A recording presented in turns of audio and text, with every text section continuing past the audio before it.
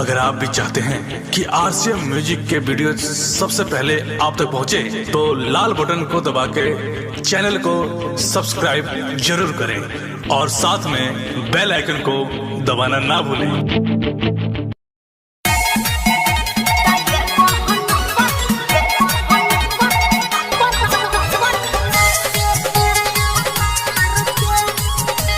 DJ Sanjay बाबू।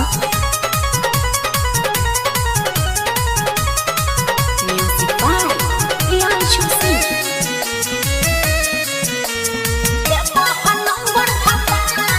ये रानी दूध को व्हाट्सअप चलावेलू, सब कहो पलाई भयावेलू। बालू रानी दूध को व्हाट्सअप चलावेलू, सब कहो पलाई भयावेलू। दुनु प्रोफाइल पर तोहरे बा फोटो, एगो शादी के एगो कुआरी के। सुना एगो नंबर यार के, तो एगो नंबर भतार के। एगो नंबर यार के, तो एगो नंबर भतार के। बुझला और तनी तनी बटोला कटवा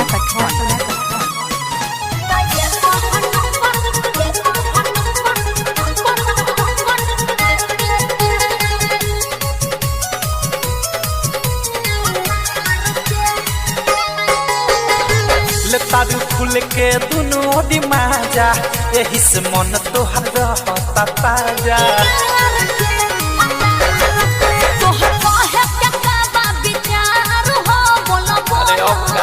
अभी ऑनलाइन बानी मैसेंजर पर नेट खोला के दिल बाबू डाजियो के सीमा वहां नहीं हर के हक ससुरा के।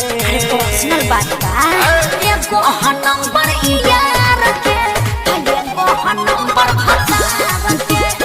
एगो नंबर यार के, एगो नंबर भतार के। आप सब बाबू कहां से लाते हैं भोजपुरी नया गाना? आप नहीं जानते क्या? संजय बाबू डाउनलोडिंग सेंटर से।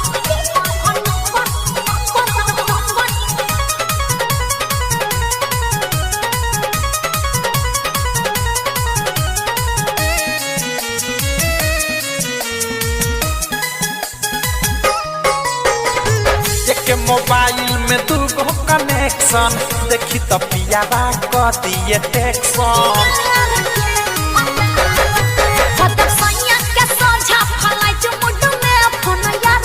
अच्छा सारा मैसेज रखबा पहले ही से डिलीट मार के। और न बिहारी अवध से शक हो जाई कौआ जवार के। हाँ तो सुन एगो नंबर यार के, एगो नंबर भतार के। एगो नंबर यार के, एगो नंबर भतार के। व्हाट्सअप चलावेलू, सब कहो पलाई भयावेलू। दुनु प्रोफाइल पर तोहरे बा फोटो, एगो शादी के एगो कुआरी के। सुना एगो नंबर यार के, एगो नंबर भतार के। एगो नंबर यार के, एगो नंबर भतार के। बुझला मैनेज के कमाल बा। संजय बाबू का चैनल को सब्सक्राइब करना ना